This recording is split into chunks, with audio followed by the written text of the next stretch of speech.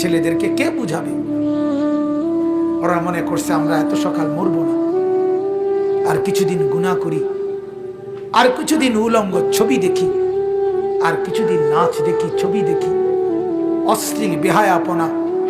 আমাদের মা আর বোনেরা বুঝছে আরো কিছুদিন ফুর্তি করি, রূপ দেখাই, যৌবন দেখাই, রাস্তায় রাস্তায় লম্পটের ভোগের সামগ্রী, নজরের সামগ্রী হই। এই হলো আমাদের মা আর বোনেরা। টেলিভিশন ভুলায় দিছে ওদেরকে আখেরাত, কবর, নর্তকীর নাচ, উলঙ্গ ছবি,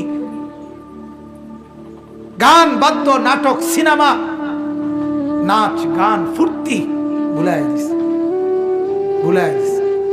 ঘূর্ণিঝড়ের পরের দিন আমি নরসিংদী গেছি, গিয়ে দেখি রাস্তার পাশে এরকম প্যান্ডেলের ভিতরে যুবক যুবতী ওপেন নাচতেছে, ড্যাকসেট বাজতেছে।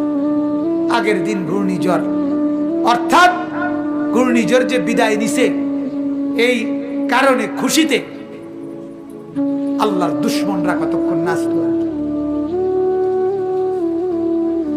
আল্লাহ আমাদেরকে মাফ করে দেন।